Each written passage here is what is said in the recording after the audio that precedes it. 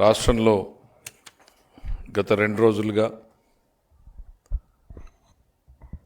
TTD Tirumala Tirupati దేవస్థానం లడ్డూలలో కల్తీ, అందులో జంతు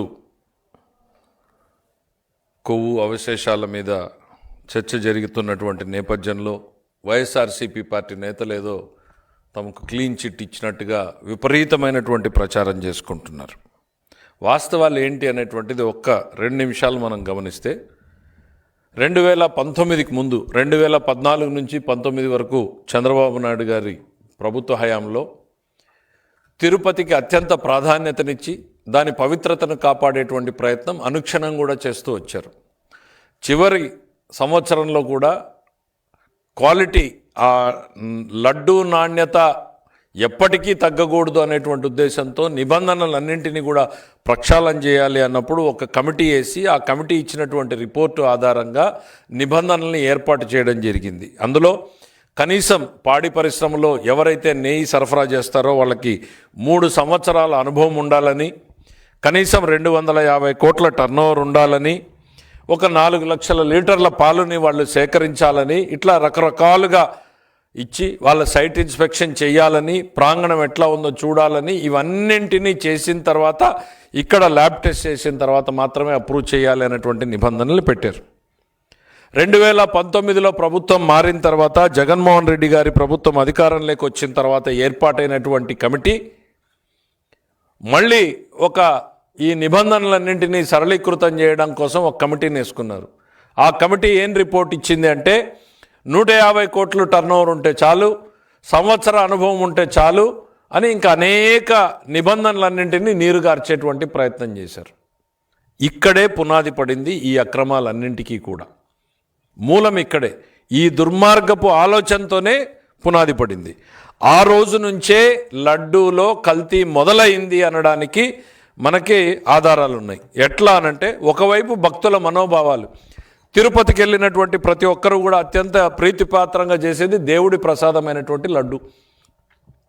నాణ్యత తగ్గింది తగ్గింది తగ్గింది అనేటువంటి చర్చ ఎప్పుడైతే మొదలితే, ప్రతిపక్షంలో మేము కూడా ఈ నాణ్యత మీద అనేక సార్లు భక్తులుగానే మాట్లాడాం, రాజకీయ కోణంలో కాదు. ఆ తర్వాత ఇవాళ గవర్నమెంట్లోకి వచ్చిన తర్వాత చూస్తే, అప్పుడున్నటువంటి ఈవో ఈ ల్యాబ్కి శాంపుల్స్ని పంపిస్తే వారి ప్రభుత్వంలో ఏర్పాటు చేసినటువంటి కమిటీ నేతృత్వంలో తీసుకున్న నిర్ణయాలలో సప్లై చేసిన నెయ్యిని CFTRI, central food technological research institute, మైసూరుకు పంపిస్తే వాళ్ళు అందులో కల్తీ జరిగింది అని 2022లోనే తేల్చారు. అది ఏదైతే ఇప్పుడు మనం కెమికల్ గురించి, బీసిస్టోస్టెరాల్ గురించి మాట్లాడుతున్నామో, జంతు అవశేషాల గురించి మాట్లాడుతున్నామో, అది కూడా ఉంది అనేటువంటిది ఆ రోజున నిర్ధారించింది. ఈ నివేదికని తొక్కిపెట్టారు. 2022లో CFTRI ఇచ్చినటువంటి నివేదికని తొక్కిపెట్టారు. దీని మీద ఎటువంటి చర్యలు తీసుకోలేదు. ఇది నేను చెప్తున్నటువంటి మాట కాదు. ఇవాళ ఏ సిట్ అయితే ఉందో ఆ సిట్ నివేదిక దీన్ని స్పష్టంగా తేల్చి చెప్పింది. మరి ఎందుకు చర్యలు తీసుకోలేదు వీళ్ళు? ఒకవైపు మేము నాణ్యతకి ఇచ్చినటువంటి గైడ్లైన్స్ని డైల్యూట్ చేశారు, మరోవైపు మీరు సరళీకృతం చేస్తూ ఇందులో కల్తీ జరిగింది అని వస్తే కూడా మీరు చర్యలు తీసుకోలేదు అని అంటే, మీకు దేవుడి పట్ల, దేవదేవుడి పట్ల ఏ రకమైనటువంటి నమ్మకం కానీ విశ్వాసం కానీ లేదు. మీరు ఒక కమర్షియల్ ట్రాన్సాక్షన్గా మాత్రమే దీన్ని చూశారు. దానికి తర్వాత వచ్చినటువంటి సంఘటనలు ఏదైతే ఇప్పుడు మనకి చర్చ జరుగుతూ ఉందో, ఈ బోలే బాబా వీళ్ళందరూ సప్లై చేసినటువంటిది 2022లో వైవి సుబ్బారెడ్డి గారికి పిఏగా పనిచేసి అత్యంత సన్నిహితుడైనటువంటి చిన్న అప్పన్న అనేటువంటి వ్యక్తి ఆ బోలే బాబా డైరీని సంప్రదించాడు. మీరు లీటర్కి మాకు 25 రూపాయలు ఇవ్వాలి అని. ఇది నేను చెప్పింది కాదు, సిట్ నివేదికలో చాలా స్పష్టంగా పేర్కొంది. వాళ్ళు మేము ఇవ్వము అనేటువంటిది మొండికేస్తే, ఇతను తన యంత్రాంగంలో ఉన్నటువంటి వ్యక్తులందరినీ ఉపయోగించి వాళ్ళని నిబంధనల్లోకి రారు అని సర్టిఫికేట్ ఇప్పించి వాళ్ళని డిస్క్వాలిఫై చేయించారు. చేయిస్తే వాళ్ళు రకరకాల రూట్లలో దీంట్లోకి చొరబడ్డారు. వేరే కంపెనీలు పెట్టి, ఆ కంపెనీలు పెట్టి, ఆ డీటెయిల్స్ అన్నింటిలోకి నేను పోవడం లేదు. వీళ్ళు దీన్ని ఒక కమర్షియల్ ట్రాన్సాక్షన్ లాగా చూశారు తప్ప దేవదేవుడికి భక్తితోటో ప్రేమతోటో అభిమానంతోటో చేయాల్సినటువంటి ఈ ప్రక్రియలో వీళ్ళు ధన సంపాదనకు చూసేటువంటి ప్రయత్నం చేశారు. ఆ తర్వాత ఇవాళ సిట్ క్లియర్గా చెప్పింది దాదాపు 240 కోట్ల రూపాయల ఫ్రాడ్ జరిగింది. ఇందులో 4 కోట్ల రూపాయలు చిన్న అప్పన్న అకౌంట్లకు వచ్చాయి, అక్కడి నుంచి ఇతర అకౌంట్లకు మళ్లించబడ్డాయి. ఆ ఎవరి అకౌంట్లకు పోయినాయి అనేటువంటిది కూడా బయటికి రావాలి, ప్లస్ క్యాష్ ఇచ్చారు అనేటువంటిది ఇవన్నీ కూడా వెలుగులోకి రావాలి. ఇది ఒక ఆస్పెక్ట్. ఈ కల్తీ జరిగింది అనేటువంటిది ఎస్టాబ్లిష్ అయిన తర్వాత 2024లో మా ప్రభుత్వం వచ్చిన తర్వాత గౌరవ ముఖ్యమంత్రి చంద్రబాబు నాయుడు గారు ఆయన స్వయంగా వెంకటేశ్వర స్వామిని నమ్మినటువంటి వ్యక్తి. వెంకటేశ్వర స్వామిని తప్ప మరే దేవుణ్ణి అంత ప్రగాఢంగా ఆయన ఇష్టపడతాడని నేను అనుకోను, నాకున్నటువంటి అనుభవంతో. ఆ దేవదేవుడే ఆయన్ని కాపాడాడు, ఈ ప్రజాసేవకి ఇంకా ఆయన చేస్తున్నాడు అంటే ఆ దేవదేవుడైనటువంటి వెంకటేశ్వర స్వామి వల్లనే అనేటువంటిది ప్రగాఢంగా నమ్మేటువంటి వ్యక్తి. ముఖ్యమంత్రి ఆయన మరుక్షణం ఆయన 2 నిర్ణయాలు తీసుకున్నాడు. ఫస్ట్ తను పనిచేయాలంటే తనకు కార్యదర్శి కావాలి కాబట్టి ఫస్ట్ అపాయింట్మెంట్ ఆఫ్ సెక్రటరీ అయితే, రెండవ పోస్టింగే ఈ రాష్ట్రంలో జేఈఓ టీటీడీకి ఈఓగా శ్యామలరావు గారిని ప్రతిపాదించడం జరిగింది. అంటే ఆ టీటీడీ ప్రక్షాళన చెయ్యాలి అనేటువంటిది మాకు ఏ స్థాయిలో ఉంది అనేటువంటిది మీకు చెప్పదలుచుకున్నాం. సెకండ్ పోస్టింగ్ వెళ్ళిన తర్వాత జేఈఓ గారు ప్రక్షాళన అనేటువంటిది మొదలుపెట్టాడు. లడ్డూ క్వాలిటీని ఇంప్రూవ్ చేయడానికి నెయ్యి క్వాలిటీ పెరగాలి అనేటువంటి అందరి సూచనలు తీసుకున్నాడు. ఇప్పుడున్న నెయ్యి క్వాలిటీ ఏంటి అనేటువంటిది శాంపిల్స్ పంపించారు. ఆ పంపించినప్పుడే ఈ విషయం వెలుగులోకి వచ్చింది. ఎన్డీడీబీకి కూడా ఒక శాంపిల్ పోయింది. నేషనల్ డైరీ డెవలప్మెంట్ బోర్డు దేశంలో అత్యున్నతమైనటువంటి సంస్థ, డైరీల్లో వాళ్ళకి మించినటువంటి సంస్థలు లేవు. వాళ్ళకు పంపినటువంటి శాంపిల్స్లో ఏం జరిగింది అనేటువంటిది మనం కళ్ళ ముందు చూసాం. ఆ రిపోర్ట్ ఒకటి వచ్చింది. ఏమని వచ్చింది అనంటే, ఇందులో జంతు కొవ్వు అవశేషాలు ఉండే అవకాశం ఉన్నాయి ఈ శాంపులో. ఎన్డీడీబీ రిపోర్టు చాలా స్పష్టంగా ఇందులో జంతు కొవ్వు అవశేషాలు ఉన్నాయి అనేటువంటిది రిపోర్ట్ ఇచ్చింది. ఆ రిపోర్ట్నే గౌరవ ముఖ్యమంత్రి గారు మా ఎన్డీఏ సమావేశంలో చెప్పాలా లేదా? ఇంత సెన్సేషనల్ వ్యవహారం ప్రభుత్వం దృష్టికి వచ్చినప్పుడు దాన్ని రాష్ట్ర ప్రజల ముందు చెప్పాలా లేదా? లేకపోతే 2022లో ఇచ్చినటువంటి రిపోర్ట్ లాగా తొక్కిపెట్టాలా? ఇవాళ వెంకటేశ్వర స్వామి భక్తుడిగా, రాష్ట్ర గౌరవ ముఖ్యమంత్రిగా తనకున్నటువంటి బాధ్యతను ఆయన తీసుకుని ఆయన అందులో వీళ్ళు ఎంత దుర్మార్గానికి ఒడిగట్టారు అనేటువంటిది ఆయన ఒక ఇంటర్నల్ మీటింగ్లో దాన్ని స్పష్టం చేశారు. చేసింది నిజమా కాదా అనేటువంటిది ఇవాళ సిట్ రిపోర్ట్ని చూస్తే తెలుస్తుంది. దయచేసి అందరినీ కోరుతా ఉన్నా, సిట్ రిపోర్ట్ ఏదైతే ఫైనలైజ్ చేసి ఛార్జ్షీట్ వేశారో సప్లిమెంటరీ రిపోర్టు, దాంట్లో పేజ్ నంబర్ 35లో చివరి 3 లైన్లు మాత్రం మీ సౌకర్యం కోసం చదవాలనుకుంటున్నాను. TTD Tirumala Tirupati Devasthanam received the NDDB CALF test reports on 16/7/2024 and 23/7/2024 respectively, which shows ghee adulteration with vegetable and animal fats. Tirumala Tirupati దేవస్థానానికి 6/7/24, 23/7/24 2 రిపోర్ట్లు వచ్చినాయి. ఆ నెయ్యిలో కల్తీ జరిగింది అని. ఆ కల్తీలో ఒకవైపు వెజిటబుల్ ఆయిల్స్, మరోవైపు జంతువుల కొవ్వు ఉంది అనేటువంటిది ఎన్డీడీబీ రిపోర్ట్ స్పష్టంగా తేల్చింది అనేటువంటిది సిట్ ఛార్జ్షీట్లో ఉంది. ఇదే ముఖ్యమంత్రి గారు చెప్పారు. ముఖ్యమంత్రి గారు చెప్పింది నిజము అనేటువంటిది సిట్ నిర్ధారించింది. మరి వైఎస్ఆర్సీపీ నాయకులు మాత్రం మాకేదో క్లీన్ చిట్ వచ్చింది, జంతువుల కొవ్వు లేదు అని ఎక్కడ చెప్పింది? ఏ రిపోర్ట్లో చెప్పారు? ఇందులో పశువుల కొవ్వు లేదు, ఫిష్ ఆయిల్ లేదు, ఇవి లేవు అనేటువంటిది ఏ రిపోర్ట్లో చెప్పిందో దయచేసి చెప్పమని చెప్తున్నా. నేను ఉంది అని నేను స్పష్టంగా చెప్తున్నా. గౌరవ ముఖ్యమంత్రి గారు ఎన్డీఏ మీటింగ్లో ఏదైతే చెప్పారో, వెంకటేశ్వర స్వామి లడ్డూ ప్రసాదానికి ఉపయోగించేటువంటి నెయ్యిలో కల్తీ జరిగింది అనేటువంటి నివేదిక ఎన్డీడీబీ ఇచ్చింది. దాని ఆధారంగానే గౌరవ ముఖ్యమంత్రి గారు ఆ రోజు చెప్పారు. అది ఇవాళ ఛార్జ్ షీట్లో నిర్ధారించబడింది. పేజ్ నంబర్ 35లో చాలా స్పష్టంగా పేర్కొంది.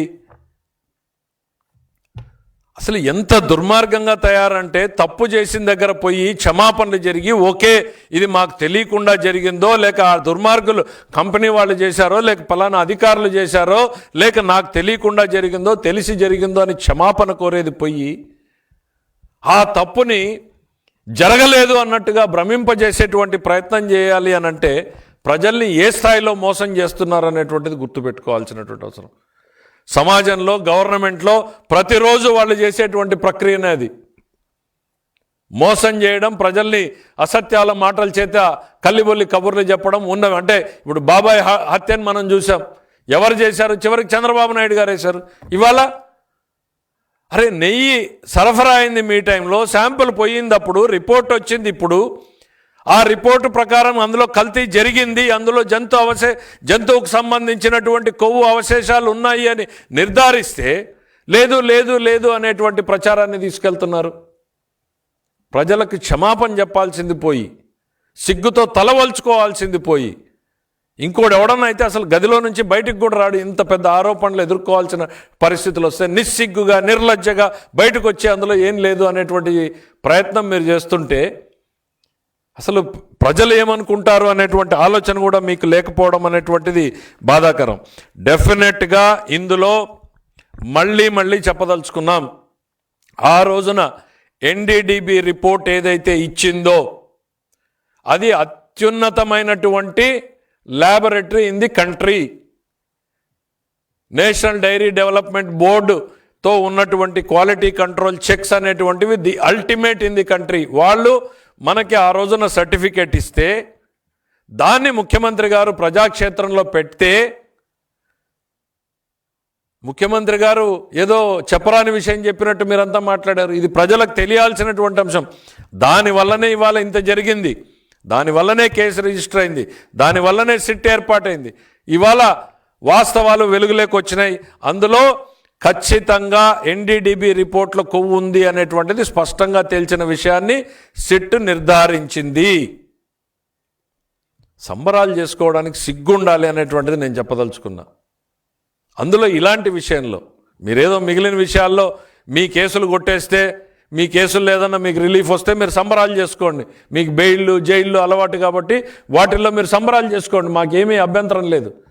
దేవదేవుడికి సంబంధించినటువంటి విషయంలో తప్పు జరిగింది అనేటువంటిది స్పష్టంగా చెప్తూ ఉంటే, కల్తీ జరిగింది, జరిగిన కల్తీలో జంతుకో అవశేషాలు ఉన్నాయి అని చెప్తా ఉంటే లేదు లేదు అని చెప్పుకునేటువంటిది నిజంగా అది మీకే సాధ్యమైంది అనేటువంటిది మీకు ఈ ప్రజలు అర్థం చేసుకుంటున్నారు. నేను ఒక్కటే ముఖ్యమంత్రి గారిని కూడా మేము కోరదలుచుకున్నాం, ఇది ఇక్కడతో ఆగకూడదు. ప్రజలకు వాస్తవాలు అనేటువంటివి తిరుమల తిరుపతి దేవస్థానానికి సంబంధించినటువంటి ఇది ఒక రాజకీయ కోణంలో మేము ఎప్పుడు కూడా చూడడం లేదు. రాజకీయాల కోసం తిరుమలని, వెంకటేశ్వర స్వామిని ఉపయోగించుకునేటువంటి ప్రయత్నం మేము ఏమాత్రం కూడా చేయట్లేదు. మా గౌరవ ముఖ్యమంత్రి గారు ఆదేశాలు చాలా స్పష్టంగా ఇచ్చారు. ఎటువంటి పరిస్థితుల్లోనూ కొంత మనం ఇబ్బంది పడినా సరే వెంకటేశ్వర స్వామిని రాజకీయ వివాదాల్లోకి రాకూడదు అని. కానీ విధి లేనటువంటి పరిస్థితుల్లో జరుగుతున్నటువంటి విపరీతమైనటువంటి ప్రచారాలని చూడలేక ప్రజల ముందు వాస్తవాలు పెట్టాలి అనేటువంటి ఉద్దేశంతోనే మేము ఇవాళ ఒకరో ఇద్దరు మాట్లాడడం జరుగుతూ ఉంది.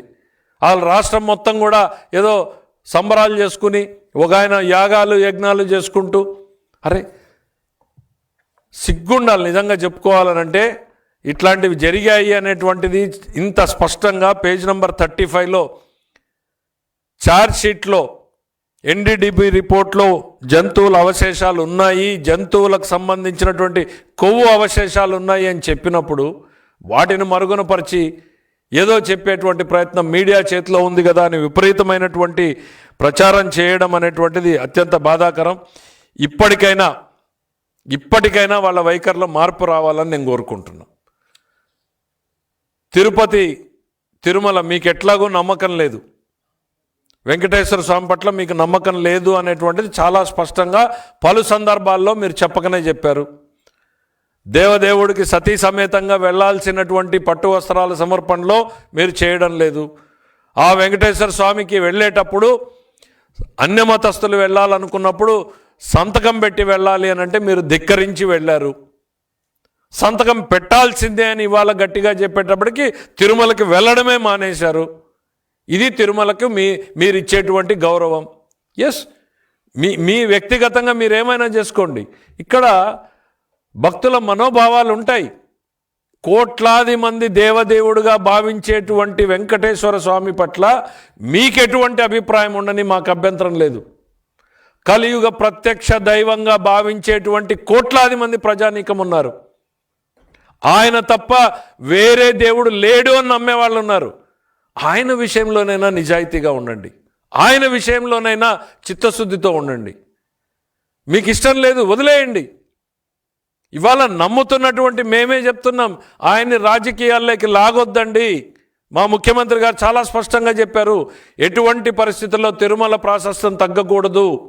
రాజకీయాలలో మనకు ఈ దుర్మార్గ ప్రచారం ఏం జరిగినా మనం ఆ రాజకీయ కోణంలో చూడనివ్వకూడదు అనేటువంటిది. అందుకే ఎవ్వరు కూడా తిరుమల తిరుపతి పవిత్రతని దెబ్బతీసే రకంగా మాట్లాడకూడదు అనేటువంటిది స్పష్టమైన ఆదేశాలు పెట్టుకున్నాం. ప్రక్షాళన కొనసాగాల్సిందే. ఇందులో జరిగిన వాస్తవాలన్నీ కూడా ప్రజల ముందు పెట్టాల్సిందే. ఇంకా డీటెయిల్డ్గా కూడా డిపార్ట్మెంటల్ ఎంక్వైరీస్, ఎవరెవరు ఎప్పుడెప్పుడు ఏమేం తప్పులు చేశారు ఇంకా డీటెయిల్డ్గా కూడా ప్రజల ముందు పెట్టాలి. ఇది ఒక కోణంలో మాత్రమే చేశారు. ఒక జరిగిందా లేదా అని, జరిగింది అని స్పష్టంగా తేలింది. తేలిన తర్వాత దీనికి బాధ్యులు ఎవరు, అల్టిమేట్గా దీన్ని నడిపించిన వాళ్ళు ఎవరు అనేటువంటిది కూడా తెలియాల్సినటువంటి అవసరం ఉంది. దయచేసి మళ్ళీ కోరుతున్నా, తిరుమల తిరుపతి వెంకటేశ్వర స్వామిని రాజకీయాల కోసం వాడొద్దండి. ఆయన కోట్లాది మంది ప్రజలకు ప్రత్యక్ష దైవము. మేమందరం ప్రగాఢంగా విశ్వసించి నమ్మి నడుచుకునేటువంటి వ్యక్తులము. మీ ఆలోచనలు ఏవున్నా, మీకు ఇందుకు భిన్నంగా ఆలోచనలు ఉన్నా సరే మీరు ఇతర మతాల్ని గౌరవించడం నేర్చుకోండి. ఇది మాత్రం నేను జగన్మోహన్ రెడ్డి గారిని ప్రత్యేకంగా కోరుతున్నా. Thank you.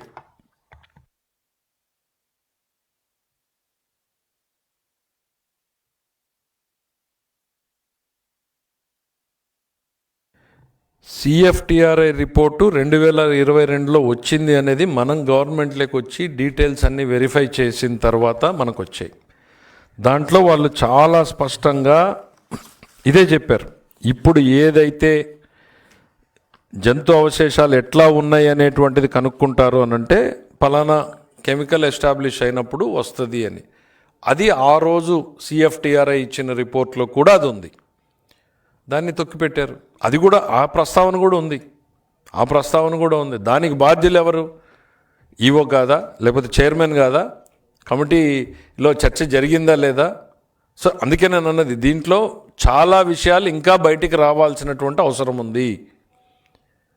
గౌరవ ముఖ్యమంత్రి గారు రేపు వచ్చిన తర్వాత, ఎందుకంటే వారు టూర్లో ఉన్నారు, వచ్చిన తర్వాత వారు ఏ రకమైనటువంటి దీని మీద నిర్ణయాలు తీసుకుంటారు అనేటువంటిది కూడా మనం అందరం వెయిట్ చేయాలి. ఆయన ఒకటి రాష్ట్రానికి ముఖ్యమంత్రి, రెండవది ఫస్ట్ ఆయన వెంకటేశ్వర స్వామి భక్తుడు, రెండవది ఆయన రాష్ట్ర ప్రజలకు బాధ్యతగా ఉండేటువంటి ముఖ్యమంత్రి. కాబట్టి డెఫినెట్గా ఆయన నుంచి మనం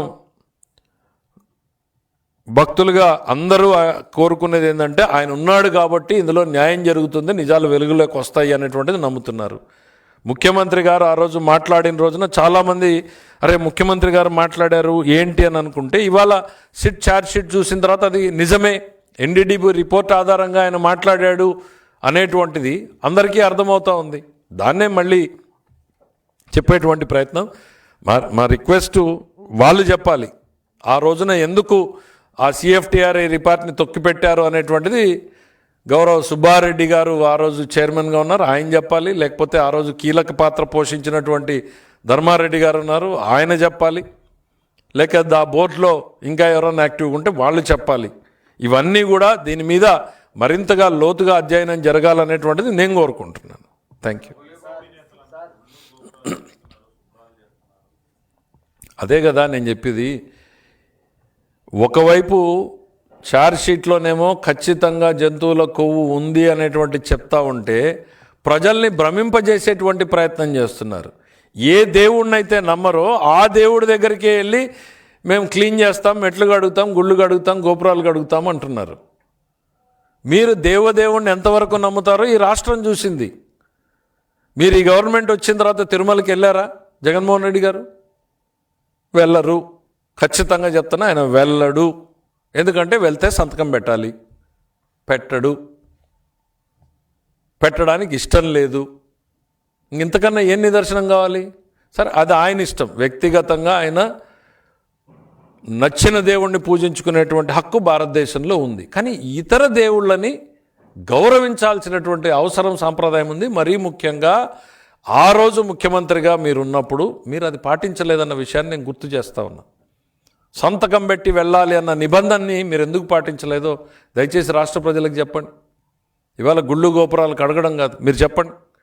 లేదు, రేపు నేను సంతకం పెట్టి పోతాను అని చెప్పండి. ఇప్పుడు మేము కూడా వెళ్తాం, తప్పకుండా ఒక మసీదుకి వెళ్తాం, చర్చికి వెళ్తాం, అక్కడ సంప్రదాయాల్ని తూచా తప్పకుండా పాటిస్తాం. That's way we respect other religions. ఆయనకు అది లేదు అనేది చాలా స్పష్టంగా చెప్పారు. రిపోర్ట్లు వస్తే తొక్కిపెట్టారు. నేను చెప్తున్నాను కదా, వాళ్ళకి ఇది ఒక కమర్షియల్ ట్రాన్సాక్షన్ లాగా, ఒక వ్యాపారంలాగా చేశారు తప్ప తిరుమల పవిత్రతని, ఆ దేవదేవుడిని పవిత్రతని కాపాడాలని అన్న ఆలోచన ఏ కోణంలోనూ ఉన్నట్టుగా ఎక్కడ ఈ రిపోర్టు చూసినా కనపడాల. తప్పుల మీద తప్పులు 219 పేజీల నివేదికలో తప్పుల మీద తప్పుల్ని ప్రస్తావించింది. నేను ఆ డీటెయిల్స్లోకి అన్నింటిలోకి పోలేదు, ఎందుకంటే లెంగ్తీ అవుతుంది. తప్పుల మీద తప్పుల్ని ప్రస్తావిస్తూ 219 పేజీలు. ఇందులో దుర్మార్గం జరిగింది, అపచారం జరిగింది, భక్తుల మనోభావాలకి భంగం కలిగించాలనేటువంటి కుట్ర కూడా ఉంది అనేటువంటిది కూడా ఇందులో ప్రస్తావన ఉంది. చదువుకోండి మీరు, నేనేం చెప్పట్లేదు కదా.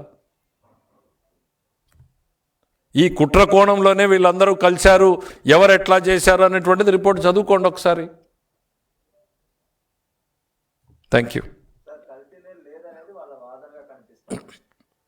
అదే కదా ఇంతసేపు నేను చెప్పింది ఏంటంటే, సార్ నేను ఒక్కటే చెప్తున్నా, ఎన్డీడీబీ క్లియర్గా జంతువుల కొవ్వు ఉంది అని చెప్పింది. మీరు జంతువుల కొవ్వు, ఫిష్ ఆయిల్ లేదు అనేటువంటిది ఏ నివేదిక చెప్పిందో మీరు చెప్పండి. చాలా స్పష్టంగా నేను వాళ్ళని అడుగుతున్నా. టాలో అంటారు ఇంగ్లీష్లో, టాలో ఫిష్ ఆయిల్ లేదు అనేది ఏ నివేదిక చెప్పిందో మీరు చెప్పండి.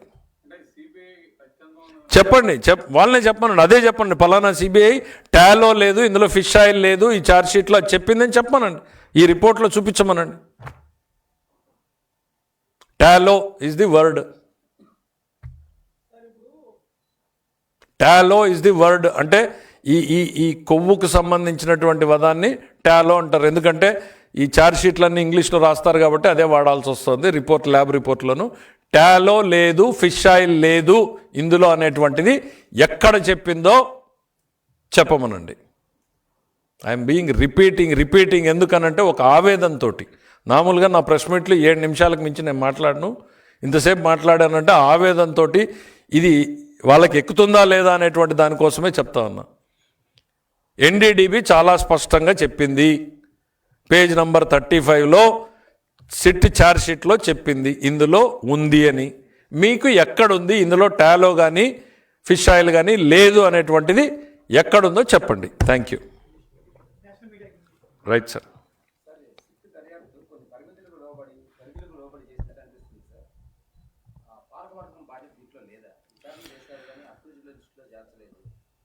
సార్ నన్ను అడిగితే మీరు అడిగినట్టుగా రెస్పాన్సిబిలిటీ అల్టిమేట్లీ లైసెన్స్ ది పాలకవర్గం. సో అందుకే ఇప్పుడు గవర్నమెంటు ఆ రిపోర్ట్ని వాటిని రేపు గౌరవ ముఖ్యమంత్రి గారు టూర్ నుంచి వచ్చిన తర్వాత స్టడీ చేసి ఫర్దర్ కోర్స్ ఆఫ్ యాక్షన్ ఏంటి అనేటువంటిది మనం ఆలోచించుకోవాలి. ఎందుకనంటే you are also very concern, నాకు అర్థమవుతూ ఉంది. ఈ రాష్ట్రంలో ఆ కన్సర్న్ అనేది చాలామందికి ఉంది. సో దీనికి ఫర్దర్ కోర్స్ ఆఫ్ యాక్షన్ ఏంటి అనేటువంటిది గౌరవ ముఖ్యమంత్రి గారు వచ్చిన తర్వాత విస్తృతంగా డిస్కషన్ చేసిన తర్వాత మాత్రమే డిసైడ్ చేసుకోగలం. ఇట్ ఈజ్ లీగల్గా ఒకవైపు, మరోవైపు దేవుడి పవిత్రతకి సంబంధించింది, ప్రజల మనోభావాలు ఒకవైపు, ప్రభుత్వం, ఇవన్నింటినీ బ్యాలెన్స్ చేసుకుంటూ చేయాల్సినటువంటి అవసరం ఉంది. కాబట్టి వచ్చిన తర్వాత వైడర్ కన్సల్టేషన్ తర్వాత మాత్రమే further course of action decide చేయగలుగుతాం. Thank you. ఇంగ్లీష్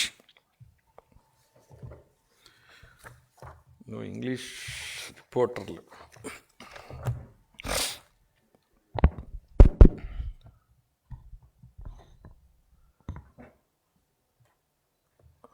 అందరికీ నమస్కారం. I just want to bring to your notice the latest supplementary charge sheet filed by the SIT appointed by the Supreme Court of India on the Tirumala Tirupati Devasthanam Laddu adulteration case. I just want to bring out the facts that immediately after the state bifurcation, the new government was formed in 2014 under the leadership of Honorable Chief Minister Sri Nara Chandrababu Naidu Garu, and they have made several changes in the TTD to curb if there is any adulteration being taken place or in case there is an opportunity to take place. So they have strengthened the system of procurement of ghee in the TTD. Then after the 2019, when Jagan Mohan Reddy government came into power, the first thing they did in the first 3 months is to dilute all these conditions. The previous condition was anybody who wants to supply the ghee, they should have had at least 3 years of experience in dairy, they should have had at least 250 crores of turnover, they should have had a quality premises, and they should have been procuring at least 4 lakh liters of milk in that particular year. This was the broadly major. Other conditions were there. All these conditions were diluted as soon as the Jagan Mohan Reddy government came into power. This is where the seeds are sown for all this scam to take place. And then at a later stage, when tenders were called, one Mr. Chinna Appanna, who is the private secretary or private assistant of the Subba Reddy, the then chairman of the Tirumala Tirupati Devasthanam, had approached one of the suppliers, Bole Baba Dairy, asking for 25 rupees per liter as their commission, which Bole Baba Dairy refused. So then he prevailed upon the TTD administration to blacklist the Bole Baba Dairy. After that, that Bole Baba team came in some other form of, because these people have diluted, prior to this there was no provision for subcontracting, so he came in some other form and tried to supply the thing. And we all have seen how the dilution has taken place. In the meantime, when we came back to power again in 2024, the first things the Chief Minister had done is, first appointment was appointing the secretary to the Chief Minister. The second decision was to appoint the Shyamal Rao as the Tirumala Tirupati Devasthanam executive officer. That is the importance which our Chief Minister gives to the TTD. He had appointed the Shyamal Rao, then immediately he had made a statement that Chief Minister has given him a task to improve the quality of Laddu, to see that the pavitrata, the sanctity of that Tirumala is restored back. That is the importance we give to the Tirumala.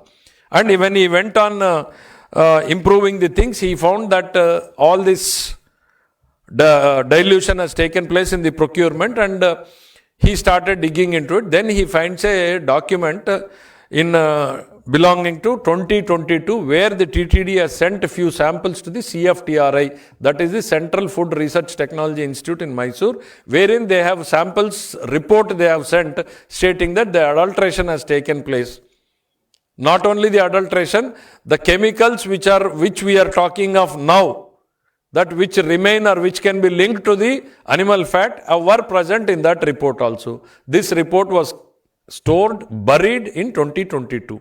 Later on, when the samples were sent to NDDB, when the new regime under the leadership of Chandrababu Naidu came, all these samples were sent to NDDB. Then the report comes that the NDDB CALF report is very categorically states that there is a possibility, not only possibility, there is adulteration of vegetable oils and animal fats, which is very clearly stated in the SIT supplementary charge sheet filed in the page number 35. I will just read out for your convenience.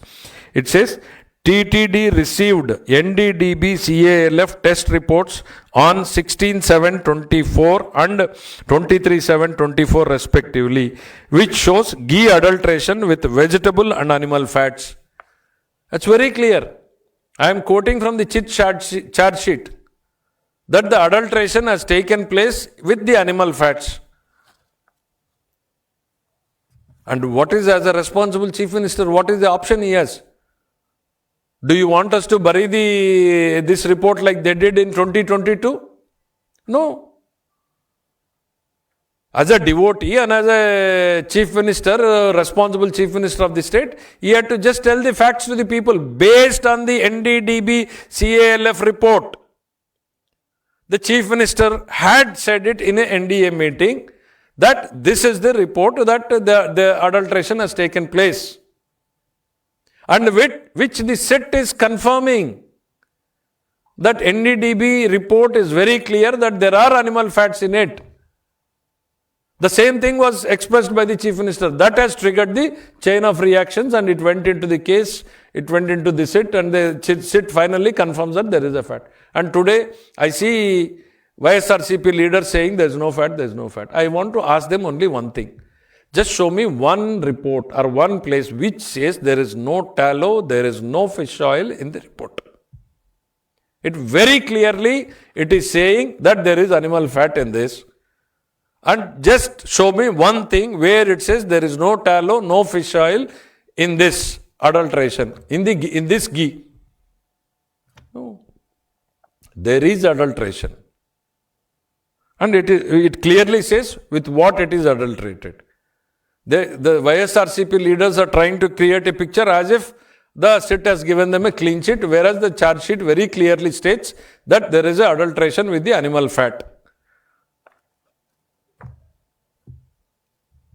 I can only urge one thing, that the then Chief Minister Jagan Mohan Reddy had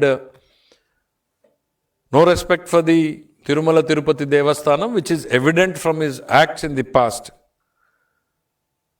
He never signed. Before entering into the temple, he was supposed to sign a document which he refused to sign. And after formation of this government, he has never visited Tirumala Tirupati Devasthanam. Because if he is going, he has to sign the statement, which is reluctant.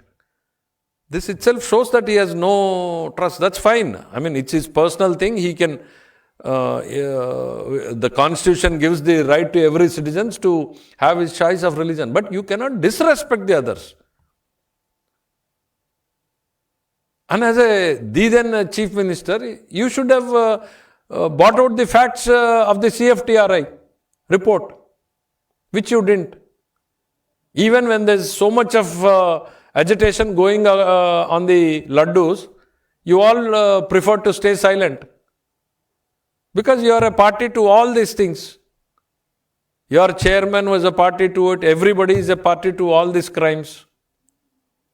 I wish much more facts come out to the public. Thank you.